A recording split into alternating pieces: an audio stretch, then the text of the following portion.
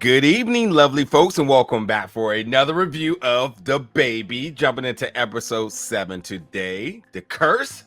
Zero and myself. We're going to be breaking this episode down for ya. As we are one episode away from the finale, things are ramping up.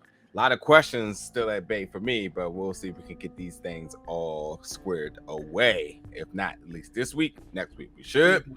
But in this episode, we're picking up, I'm not going to say immediately after last episode, but we do know where everything was leading. That was towards finding Jack, who we found out was alive. Jack is the baby's biological dad.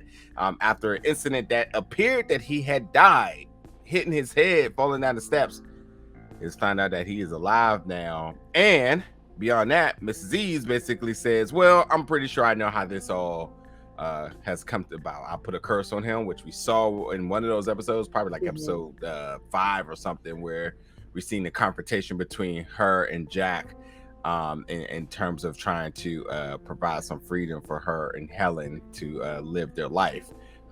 Strong words that were said that I did not know that such strong words can be deemed as a curse. We're going to talk about that in a second. But Zero, overall, let's get your thoughts about this episode, and then let's get to our first topic. You drive the car here. All right. So I thought this episode was pretty good. We're getting like the main answers here, but still not yet at like the final conclusion. The main takeaway from this episode for me was the whole curse thing. Because until now, we were just riding on that train, right? Like, this baby is cursed, whatever. I actually remember saying it in our episode, whatever review, when we were talking about Mrs. Eaves, or the young Miss Eaves, when she took him up against the wall and kind of shook him down. And I remember saying, I don't know, but that kind of sounds like a curse. And it turns out that was the perceived curse, which is, all right, we can put a bookmark in that one, right? But also a main takeaway was that freaking dream sequence was nightmare fuel. I don't know if you caught all of the creepy things that were in the walls, but it kind of seemed like all these themes of fear coming from maternity, like wedged into one dream, which is funny because that's what gave Tosh the answer. How you can actually end this. But it's just funny how it comes from, the answer came from fear, I guess. Yeah. That makes sense. Yeah. One, I'm glad you jumped right to that because I wanted to pick your brain a little bit. I thought the construction of that scene was amazing, considering, like you said, the different symbolic imagery on the wall, the cinematography using some very classic horror tropes and whatnot, and the styling of cinematography very, very much some of the classics, going down the hallway and having it pan around and whatnot. So, that old chestnut. Yep. So I loved how they did that, because while that scene was 30 seconds to close to a minute, it was a huge scene. Just for the reason you said, and I think this is sort of like the what is that thing called again? Is it called the Seesaw? The thing you sit on that you kind of go back and forth? Yeah, Seesaw. Okay, yeah, it's been a while since I even seen one actually. But in the little seesaw of a sort of a struggle that we're going through in this episode is, what do we deem to be supernatural? What do we deem to be practical natural horror? And that scene, while it's typically used in the supernatural sense, it was used in a more of a practical sense of saying, like, these are things that, in terms of fear, in terms of what is deemed as horror in maternity, and that's where we went to the back. We went to this episode saying, okay, curse. They said the word curse. It's a curse. Supernatural. What are we going? What's the remedy in order to solve this supernatural curse? And then we kind of go back into her Natasha's viewpoint of it, and she says, oh, this isn't a curse. This is just a very natural reaction to things, in the sense of saying, like, I know how to solve this. Give the baby what the baby wants here, which is something we've been kind of saying for a while, which was interesting because Jack even said it almost in a dying effort. I believe he's still alive. and saying like, no, I didn't do this, nor did you. It was actually Mm. Helen, the one thing he wanted, that she just completely detached from him, which we saw in the clearest display, which Jack is still very much the blame for this as well too. Yeah. But still, yeah, you're looking from it now from a practical lens, and I thought that like those two scenes was very, very impactful for an episode that, 30 minutes and with so much other stuff going on that really like left, like as you say, a bookmark of a moment for me in this episode. So that was interesting. Let's kind of go back to the top of the episode too. So, obviously, like I said, they're looking for Jack. They found out, and I also love how they didn't dwell on this whole adventure as to where's Jack is at. Natasha's just like, oh, I know he's at a hospital and whatnot. Mrs. Eaves had a heart attack, apparently. Yeah. I don't know exactly when she had a heart attack, but I'm just gonna assume it was something having to do with that culty plantation thing, probably somewhere around there. I didn't see it, but I definitely believe it. She was clutching her church pearls, so something's definitely going on. Yep. And like she said, she says that I put the curse on her dad. Yeah, we heard those very very strong words of hate that you delivered towards him, right? And, to a point, I started to question, like, I mean, I've never spoken such words to anybody, but I'm like, man, if that's just the case of folks putting curses on folks, I mean, this we living in a bad world right now. I would be doomed. Oh my god, for the gossipy ass bitch that I am, I got like 17 curses over my head. She went hard with it though. Damn you, damn the baby, damn, the list goes on. And based on all this like lifelong trauma that she's had to endure after that, I mean, I would probably think that I cursed the baby too. Right. But see, the interesting thing is, like, I get that, but like when you kind of look at and evaluate his life as it is, I mean, he went on and had a business. He has obviously remarried, and has 4 girls. Which I thought was funny. Did you think that was funny? Oh yeah, for sure. I was definitely about to ask you, what was your thoughts about him having 4 girls? Yeah, no boys. Yeah, exactly. I kind of looked at that as maybe like a little bit of payback. Sometimes I think, and I have this thought just in my regular life, I see like, a really grinds my gears, misogynist guy who's, spouting all the wrong things and just on the wrong side of the good fight. And often I have thought to myself, when they reproduce, I hope they have a girl.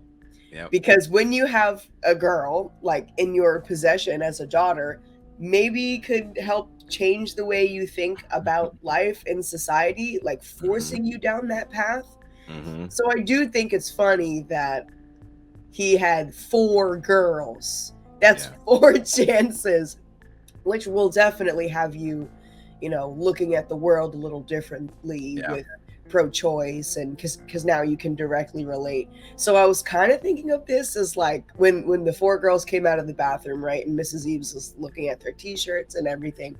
I'm kind of thinking like, was he also getting a little bit of karma there for what he did? I mean, maybe not like directly, but the universe works in mysterious ways. So maybe he was able to get that lesson in a different avenue. Definitely not as intense as this lesson, but you know what I mean.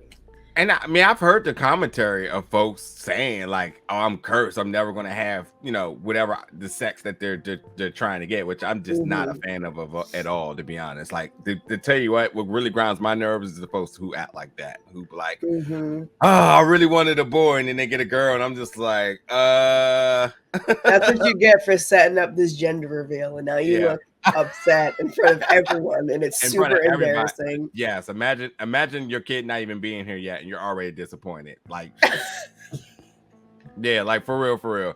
Don't be that guy. Like I want a healthy kid, but then like you just automatically create an expectation, and if that baby, because we live in the digital era, ever sees that, like, damn, you didn't even it might go around killing people, you never know.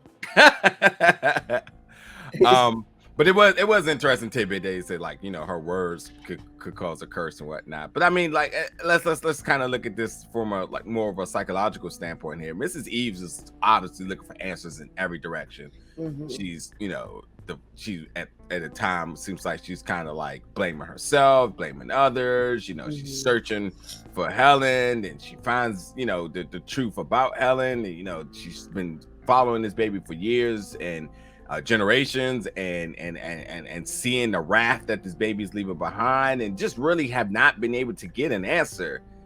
It's to the point now where it's like, I understand heartbreak in a sense, but like, it's really hard to take anything she say to heart, because she's really just a person who is just almost just wandering the earth without her partner, and now she's just really is without answers. So she's just trying to come up with something to keep her motivated, and it's sort of sad because like, you see how determined she was to go kill Jack. I mean, she went to a hospital with some gasoline or kerosene, a lighter, with the baby in some very strange stroller. Like, I don't know if I've ever seen strollers like that, but whatever. And just doesn't care. She's just like, listen, I'm gonna burn you and I'm gonna burn myself, and I'm just gonna let the baby watch this, which is like, that is some fuck it attitude. Yeah. And also I'm thinking like, okay, cool. So let's remember not too long ago where we had when the baby was younger. The baby really? What was that? I know, right? The baby had already seen his dad die, had seen his aunt die as well too, and has seen plenty of other death in front of him. Seems to like really tickle his fancy. So you're gonna just keep, you know, feeding him this? That's what you're gonna do? Right. Doesn't seem like the way to go. This doesn't seem the way here. So she's clearly looking at this as like, this is a me problem, because I did this, so I gotta go down, not really realizing that everything surrounding this baby is like filled with hate. Yeah. So maybe it's an environment thing and not a me thing. But of course, like, I feel like we naturally want to put ourselves in the center of things, just to take a little responsibility and make it easier to digest. But that's not what's going on here. And I think you can kind of tell that she's like putting herself in the middle of it, with that talk that she had with Tosh right before she dipped from the apartment to the hospital. She apologized. I'm sorry for trying to kill you. And they kind of have this like cute moment. And I kind of had a feeling like, oh, there's some closure here. Like, something's about to take a left turn, because a mysterious character like that doesn't just offer closure randomly without going to do something sporadic immediately after. Yeah. So a couple things I want to throw at you in this episode. So do you think that in the initial plan of killing Jack, would it have killed the baby? Do you see that sort of correlation in this? Because that's something I wasn't quite piecing together. I don't think so, because their first effort was to try to kill the baby, and that was just not happening. And then also, I think over the span of like 4 episodes, Tosh and maybe Miss Eaves have gained a little bit more, I don't know, been a little more comfortable with the baby. Like, they definitely took the baby out of weird situations at the culty plantation thing that we don't really want to talk about. But I don't think that killing the baby was the answer anymore. And I kind of am just thinking now that if Mrs. Eaves was successful in burning him and herself, that the baby would just kind of somehow survive like it always does. I guess, but that is a good point. Like, she was just going to subject the baby to watching 2 more people die, which, looking at this curse, right, and in a logical way, which is this baby is just a product of its environment, probably just lead the baby to keep doing what it's doing, because that's what the baby does. That's where I'm at with that. Yeah. A couple other interesting things in this episode. Number 1, Jack being aware how Helen died. I didn't think of that. Oh my God, that didn't even touch my brain. Yeah, How because did he know that? that's what I was saying, because I'm like, wait, he said, that's not my, I don't know if he said it's not my son, but he said my son drowned with Helen, which is a very interesting statement, because that's half the truth. Right. And I think, could be wrong, but I think that Miss Eaves also learned what happened to Helen through those visions, right? So she At just the found out, plantation, when the kids were like, she's in the water, or something like that. And then Helen was like, okay, I get it now. And she, even when she saw all of the other mother victims from the baby, she saw that Helen was there and definitely hiccup a lot of water. Clearly, she drowned. So I think that was the moment where Miss Eaves like understood what had happened to Helen, because before she was just missing, right? She just disappeared. Yeah. But how would he know that? I don't know if that's a writing flaw, or because we have very little time now. We have very little time to get to the conclusion, with one episode left after this. Yeah. So I mean, I'm not ruling it out, but that's a good point. I don't know. Yeah, that's why I was like, what? Interesting. So I don't know. Now, hopefully they share some light to that, but we'll see. Okay. What did you think about their Natasha and Bobby's dad calling and saying, I'm proud of you. You called your sister, and kind of just, I don't know if she brushed it aside. Maybe it was unexpected, but kind of just like, okay, thank you. What do you think about that little interaction? I mean, I thought I just felt good, and it was a nice little soft cushioning for what was about to happen afterwards.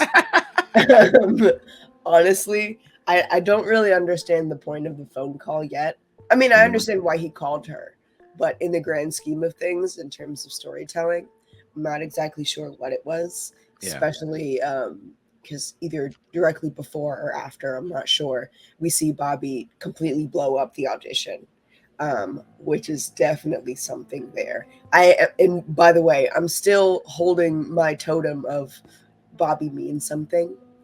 I do kind of think, and this is just me speculating here, that Bobbi's going to be a key in actually breaking this curse and just giving the kid what they want, what she also wants, something to love. So, we'll see. I don't know. Maybe it was just kind of an indication that like you're doing the right thing, even though like her dad has no clue what's going on right now. But I don't know. Maybe just kind of like a sign. Like I said, the universe works in mysterious ways. So just kind of like an okay, you're doing okay, which maybe had then influenced her to go after Miss Eaves when she woke up and she wasn't there. Maybe. Yeah, a little bit of some small words of affirmation here, just to kind of provide a little bit of context, like you said, to like, oh, you're doing something good or whatever. But you did bring up Bobbi and Sam. Bobbi and Sam have a magical performance that they're sort of auditioning for, and like you said, Bobbi's blows it up. Bobbi's obviously very still disappointed from the social worker call of saying they have to work 6 months, and now she just, I don't know, man. I give it to you. What's this whole situation of her, hijacking the performance, the audition here, and makes this about Sam, and basically saying that you prioritize work over family, and she quits. What does that mean? Quit what? The relationship? Quit the act? What is happening here? I don't know what. I feel like it probably means a little bit of both, honestly, because clearly Bobbi is like fed up. I do think it was dramatic. I do think it was a little dramatic. If I was Sam, I would probably be very pissed. Understanding, because that really sucks, and it's something that they've been working towards, but that's really dramatic. I mean, I guess it's not within Bobbi's character to do something like that, but I mean, it's been a hell of a time for her. So, and I think the driving point was Sam not reacting in the way that Bobbi wanted her to react to this news. But it was kind of like, we got something else on our plate right now. Let's just get it over with. Yeah. But I guess Bobbi was seeing that as more of a personal attack kind of in line with what with the discussion that Tosh, their mother, and Bobbi had when in the cabin when they tried to, fix things, and then just ended up kind of putting Bobbi on blast. I think this is a pretty good example of that. Kind of like a tantrum when things aren't going your way. I mean, rightfully so, but it was definitely dramatic. So I think there might be like a strong come down from this. Yeah. I really hope that Sam and Bobbi can stay as a unit just because for selfish reasons I want them to be. Yeah. But there's going to have to be some crazy wraparound. And I think the baby is going to be involved with kind of being like a puzzle piece or something. Yeah. This is weird because like I don't want this baby to win. Like, I want this baby to be the villain so bad because for the past X amount of episodes, this baby has been the villain. And now with this episode, we're kind of realizing that this baby is a victim. And I don't want the baby to be a victim. I want the baby to be the villain. But I guess that's the reality of this show, that it's not as some supernatural evil. Let's kill as many people as we can because I'm a demon and I can do that. Yeah. It's really just a product of its very, very sad and traumatizing environment, which was put onto it non-consensually. Yeah. So yeah, I guess the baby's a victim. I tell you, this the way how accountability works in this series, I'm confused now. I hate it. I hate it because it makes sense. And the deflecting in this is like monumentally getting close to narcissism level now. But like, geez, like maybe something I didn't pick up there. But I'm thinking to myself like, Bobbi, what's exactly your argument here? Like, I understand you're disappointed, but like, you just went out for Sam for, like she said, I get that you're, repro trying to handle this, you the interview and whatnot. The interview and how you interview had nothing to do by your qualifications. You overqualified, and they said they didn't want you to have it just yet, and they labeled it all this other different ways, but that shouldn't have been anything but a testament to just how good and how ready of parents that you and Sam are. And you went on for her because the social worker didn't give you the answer that you wanted. That to me screams a little bit of narcissism. But, very like it is exactly what Tosh was saying before. It's kind of a you problem. Yeah, like you just want something that won't leave you for selfish reasons. Yeah, it also tells me too that you may be proving the social workers right, because the moment you a little bit right. Hard pill to swallow. Yes, it is. That's why I'm gonna leave the rest of my thoughts to myself right now. Last thing I want to say on this episode is the fucking baby called Jack Daddy. I was like, what? My God. Creepy guy there. And the fight between Mrs. Eaves and Jack actually trying to give a fight before, fighting for his life, but tried to kill her, but then at the same time too, kind of almost tapped out. I'm not sure if he's dead, but I don't know. Got a little extreme there. A little extreme, but yeah, last tidbit is Natasha saying, well, give the baby what he wants. And Mama's taking you home. Any thoughts on this? Damn it. It didn't work. My final thoughts. I mean, sure. I'm like, I'm anti-baby. I really, specifically this baby. But I understand the reality of it. Maybe there's something that's going to twist in the next episode. We'll see. I mean, there probably will be. This show has been surprising us since episode 1, so who the hell knows? Yeah. Well, I think anyway, quickly, Jack having lung disease, it's him being off the oxygen was just enough, and he overexerted himself. So I don't think he's dead, but I think he's definitely probably struggling there. But I think Mrs. Eaves is gonna come to realization that your curse ain't really a curse, because my man definitely has a family, has remarried, and his wife died, and to his beliefs, he thought his son died too. So what can you do but move on? And now you back to the drawing board again of trying to figure out, what's this whole curse about and whatnot. And that's going to be something I don't know. I'm gonna leave my predictions to the side because we're at the finale. So, folks, jump in the comments. Let us know your thoughts about episode 7. And then we'll see you next week for the conclusion of HBO's The Baby. Thank y'all for tuning in for our review. We'll see you then.